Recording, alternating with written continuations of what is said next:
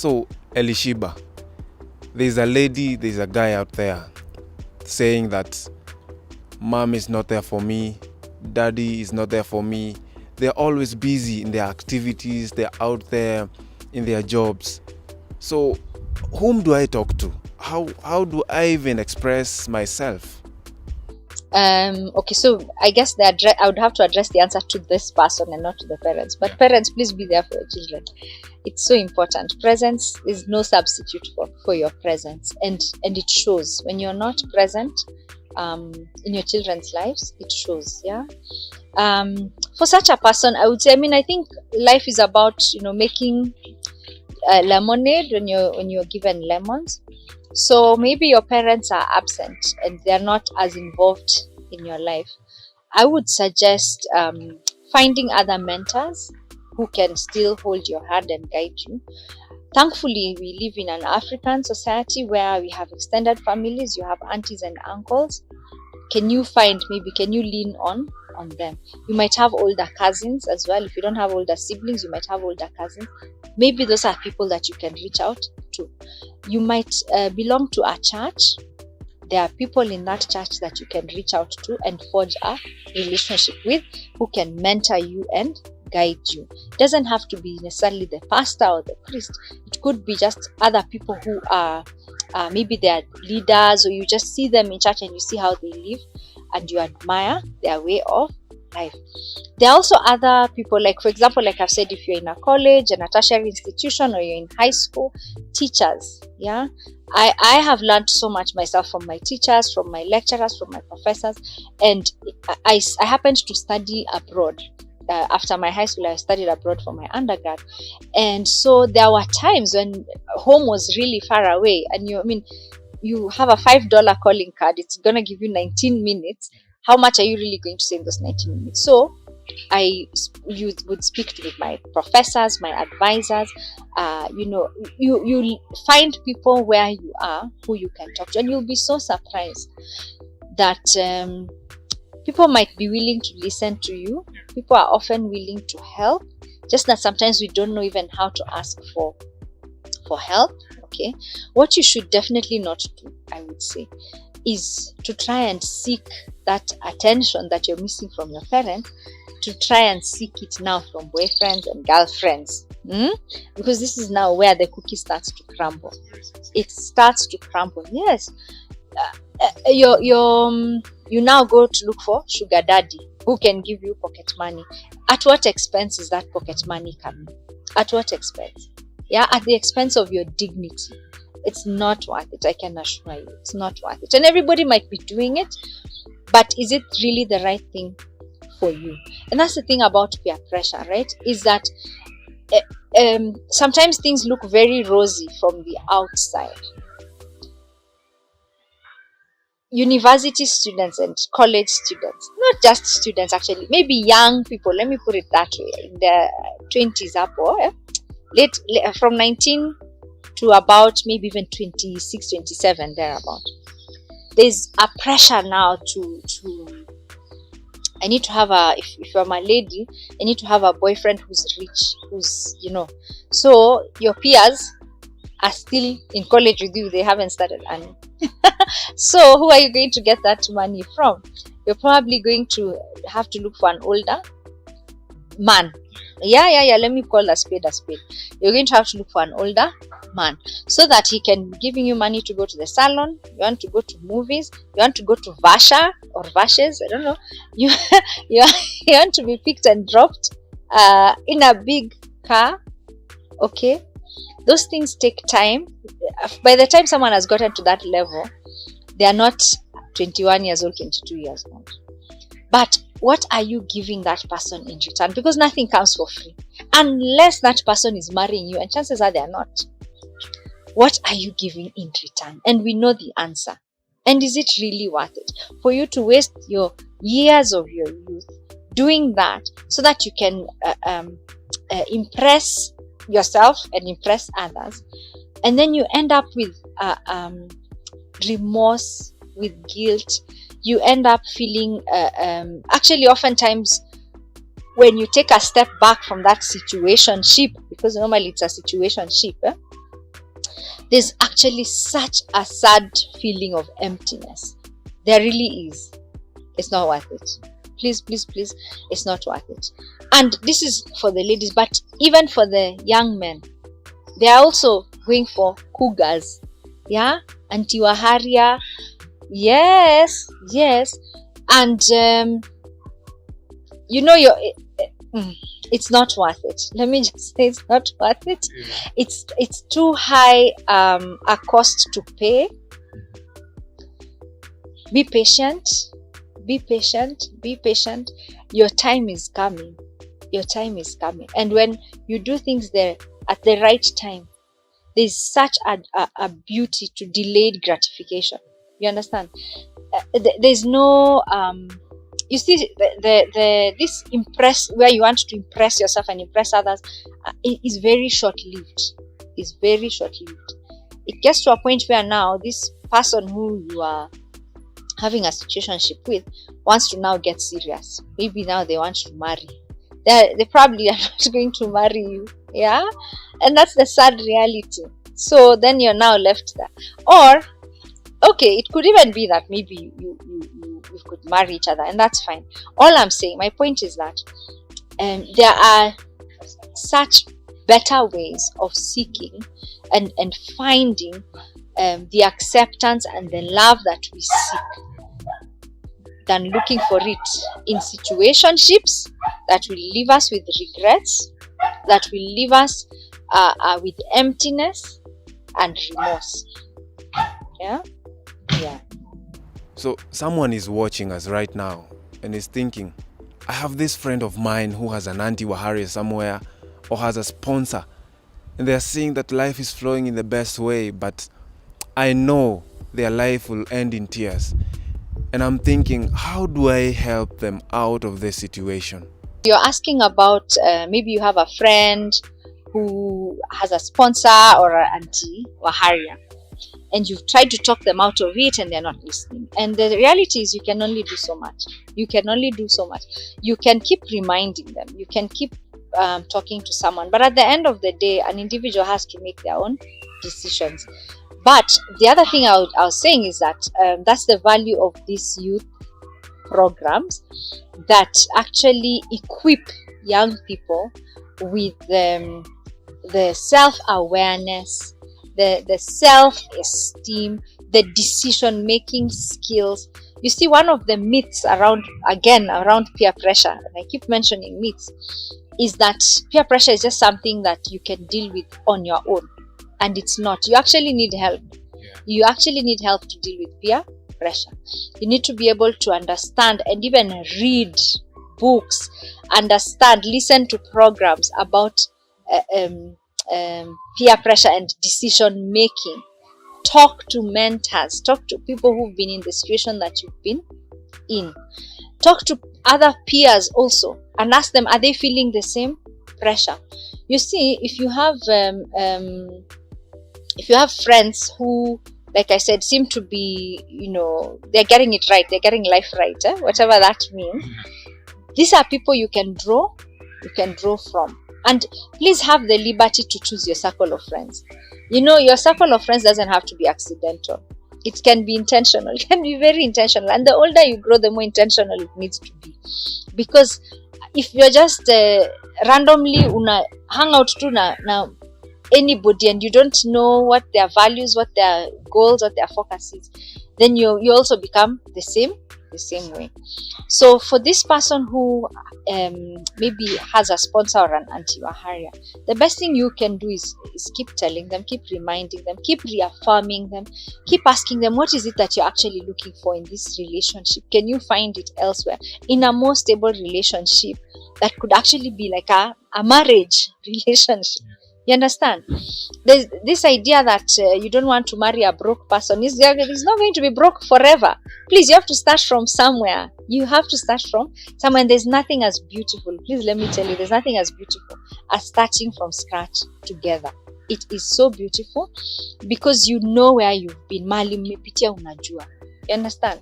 And you're building together. That is companionship. That is companionship. We also have to let go of that vanity of wanting, I want everything and I want it now. You understand? No. My life is not like that. Life is not like that. It's a process. It is a process. It is a journey, and there's a cost to pay. And it's actually there's like I keep saying, there's beauty in delayed gratification, where nobody can stir you, because you know where you started from. You understand? You know where you started from. Yeah. Wow. And how do I know that I'm suffering from peer pressure? That's a very good question. I think one of the signs is that the actions that you're taking, or the behaviors that you are adopting, feel uncomfortable. Okay?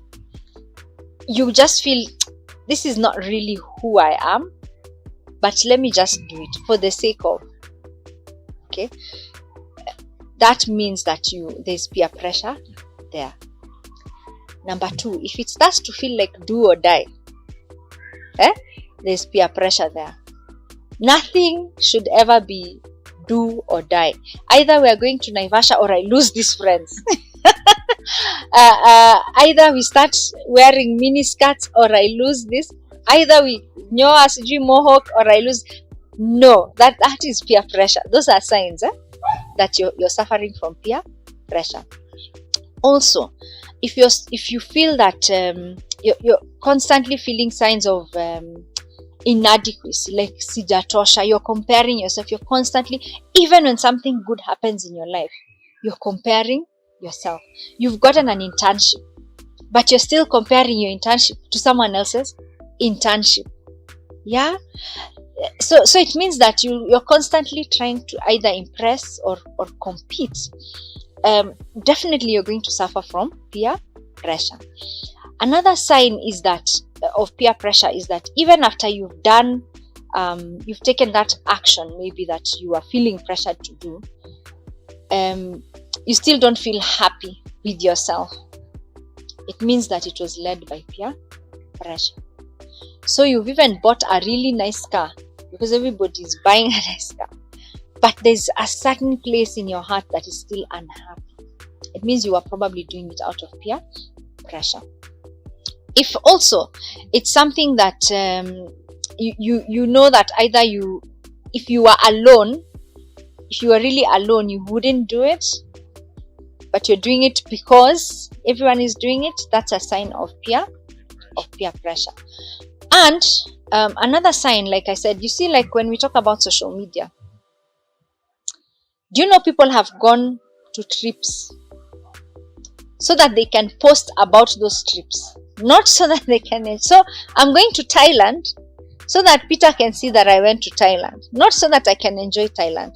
So even ask me what I did in Thailand. I was so busy posting pictures of Thailand, I didn't even enjoy it, because I wanted Peter and John and Andrew and Jane to really notice that Elishibah has gone to Thailand. That, my friend, is peer pressure. Why? Because last year I saw that which name can I use? Jerry went to China. Na mimi sitaki kushindwa. Okay? So that is also peer pressure. If you're feeling that you've done something good, but it's still not enough, because bado ijafikia ule mwingine, those are signs. The bigger question is, what do you do? What do you do when you're suffering, if we use the word, from peer pressure?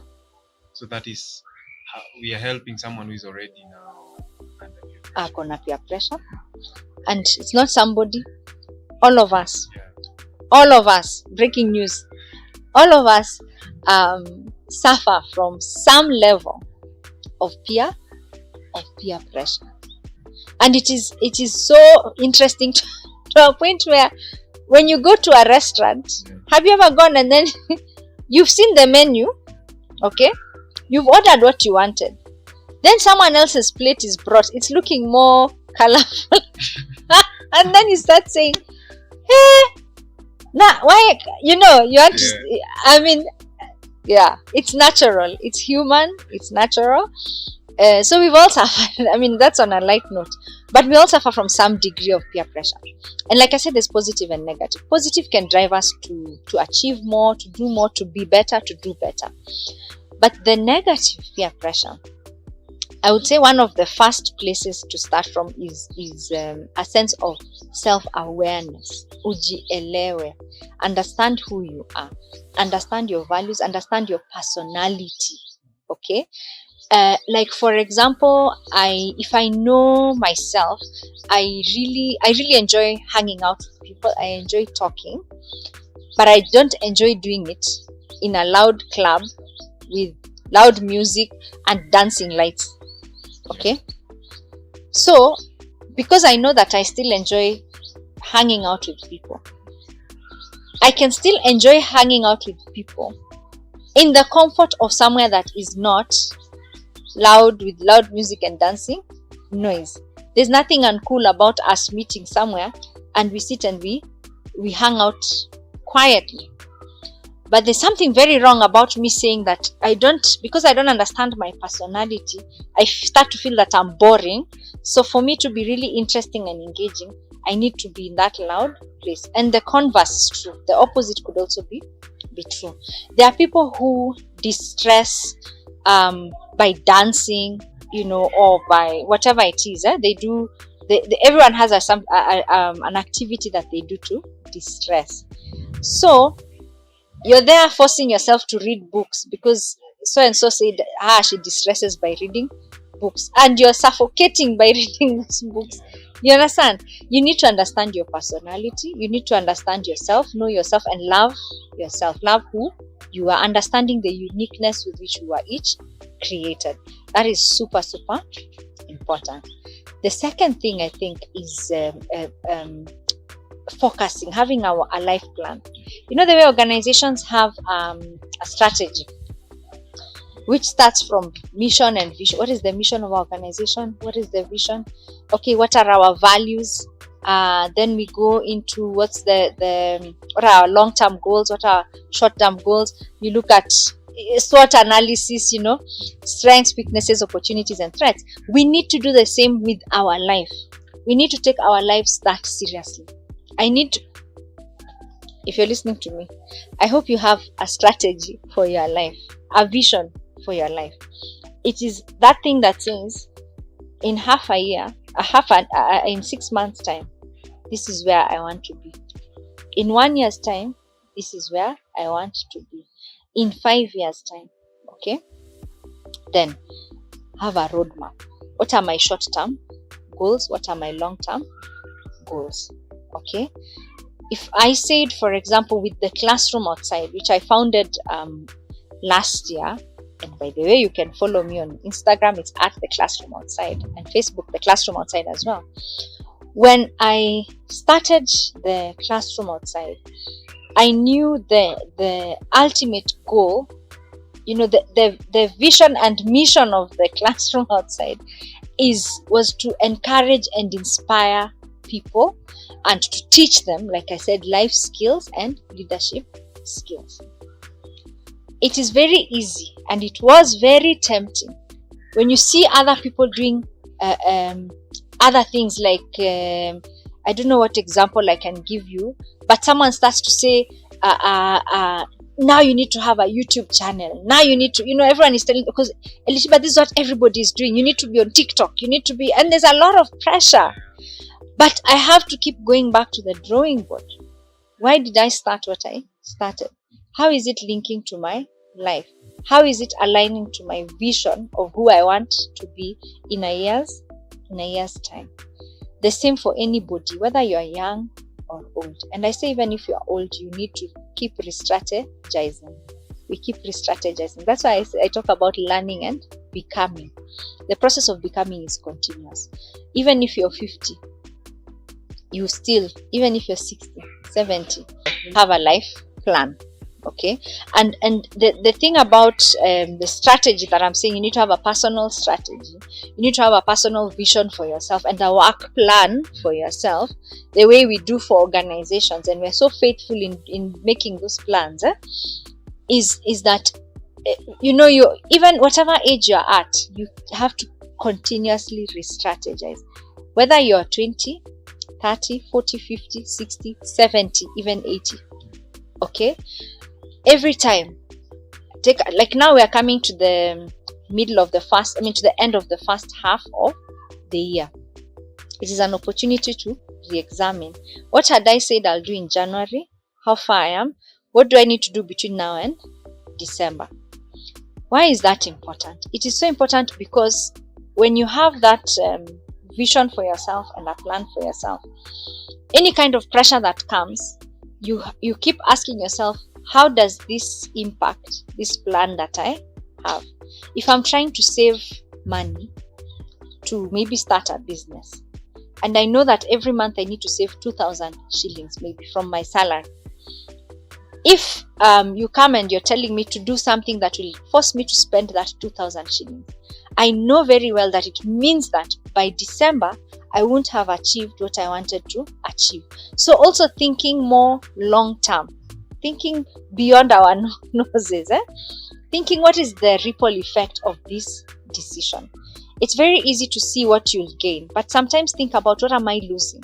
What am I also losing by gaining this short-term pleasure or short-term satisfaction that I am now cool, I'm part of the gang. Yeah, so that re-strategizing is so important, and the process of becoming is continuous. You see, we have this idea that when you reach a certain age in life, now you've made it, you've reached self-actualization.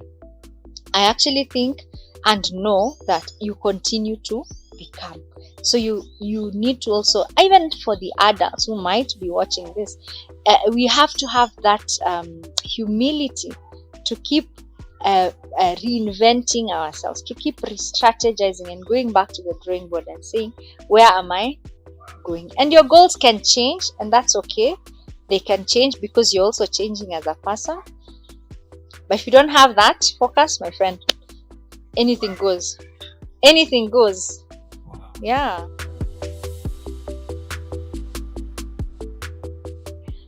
I do. So, okay, first I'll give maybe a caveat is that maybe my 20s were not very wild. But having said that, I remember a time, so like I said, I was studying abroad in the US. Then I studied abroad in South Africa. So we came to University of Cape Town for a semester. And when I arrived in UCT, University of Cape Town, coming from the US, people used to dress very casually. Like college students dress like in sweatpants and t-shirts and sweatshirts, and you're very casual.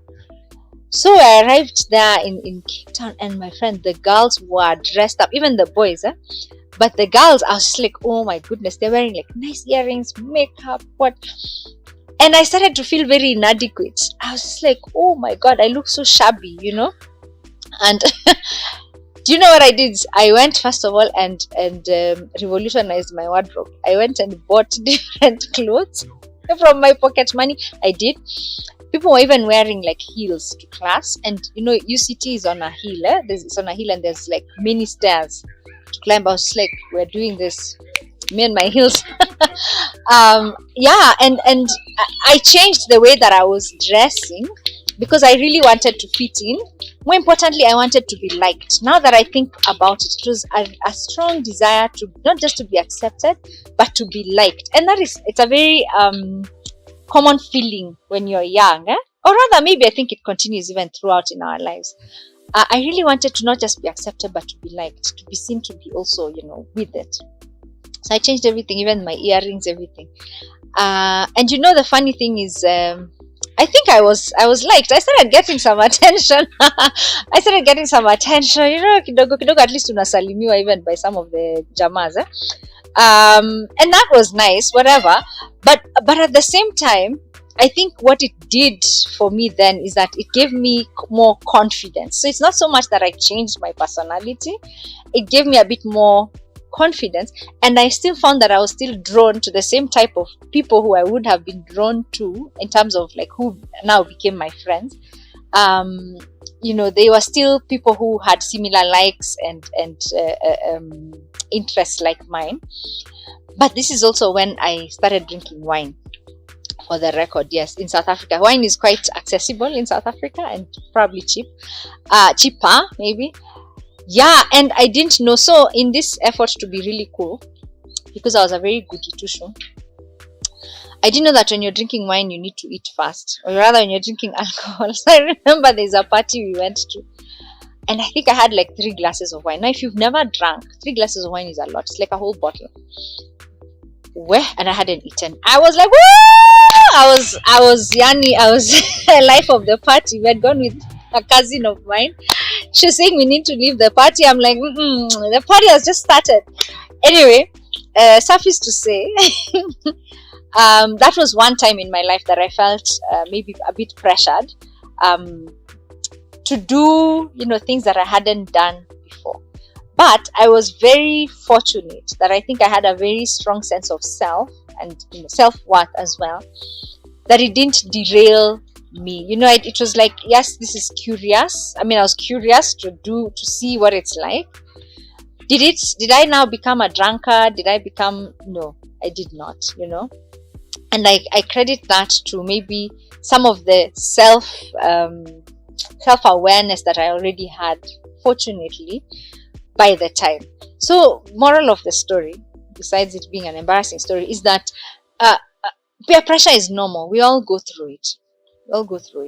But you need to really be careful about the limits, the implications of what you're doing, the consequences. If you think about the consequences as well, sometimes we don't think about the kesho kutakuwa aje, the future. This YOLO, you only live once. You only live once, but you need to be alive to live that once. You do. So YOLO is one of these phrases that you really need to be careful and even remove from your vocabulary, because it can really be misleading. You live once, but it doesn't mean you only live today. There's tomorrow as well. Yeah, there is. So there is, and I'd say, for example, if you have friends who will tell you, let's invest together, badala ya ku waste pesa, let's put this money somewhere, we buy maybe a plot and develop it together, that can be positive peer pressure. Also, if you have peers who you can see that when they see you going astray, they bring you back to the fold. That's good, peer pressure.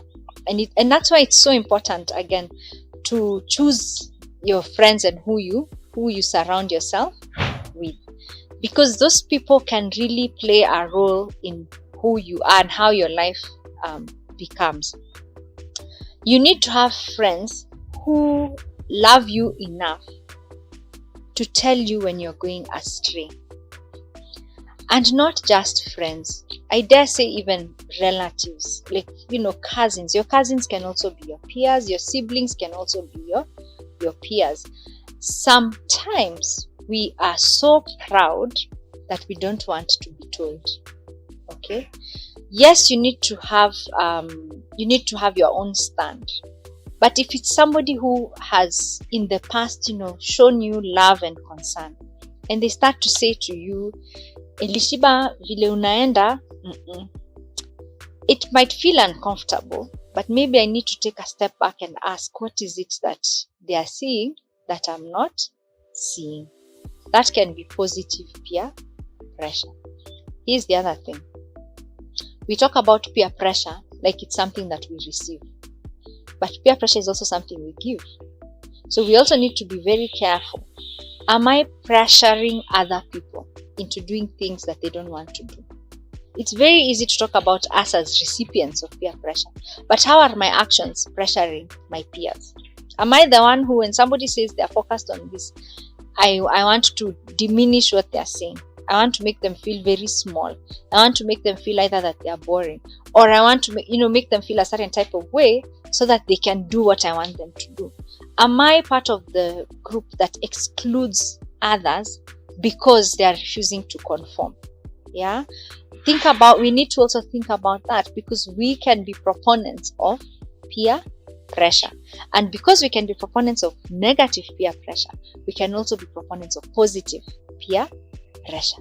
I can exert positive pressure on my peers, where I am encouraging us as friends, us as peers. Let's choose this, way of life. Let's do this together. There are times when someone can be so discouraged, because life iko na mapigo, okay? And your friends are the ones who will come and take you out of that hole and remind you of who you are and what you're made of. I have certainly experienced that. In times when I have felt maybe discouraged, maybe something has happened at work, and you feel bure kabisa.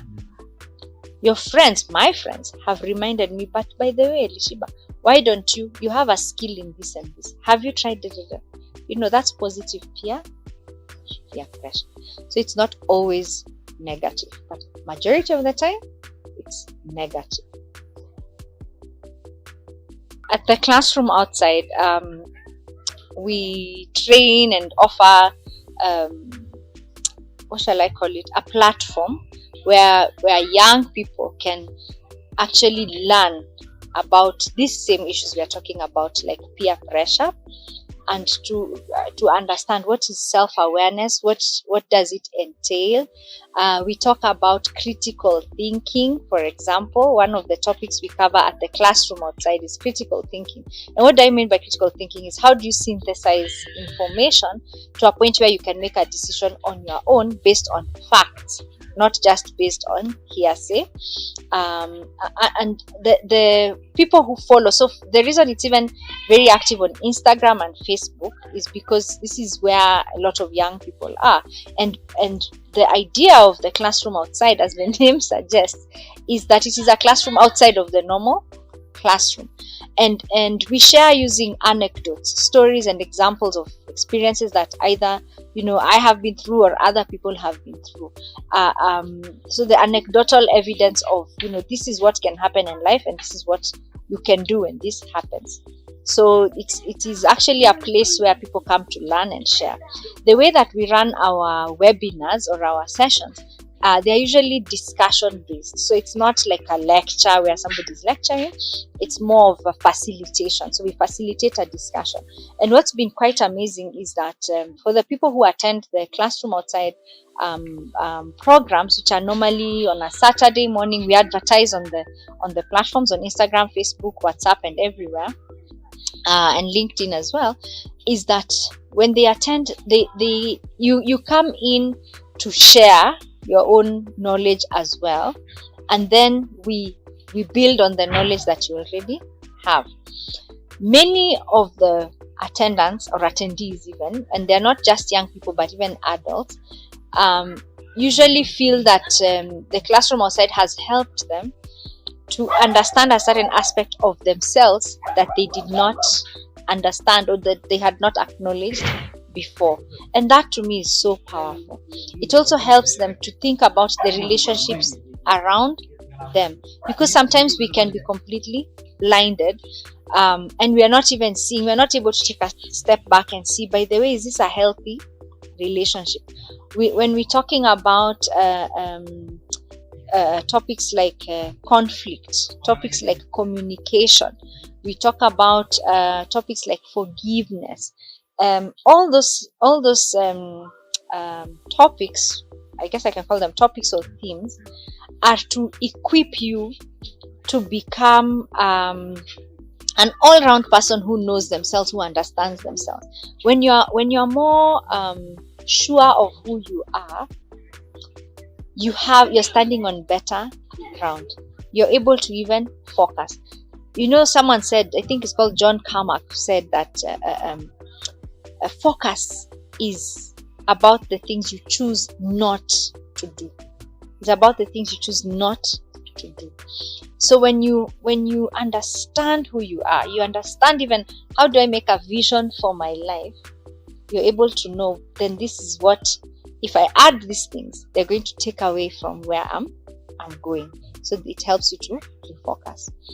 The fact that we post often, we post stories and information and all that, also helps this young person that they don't necessarily need to take a whole hour to sit and learn.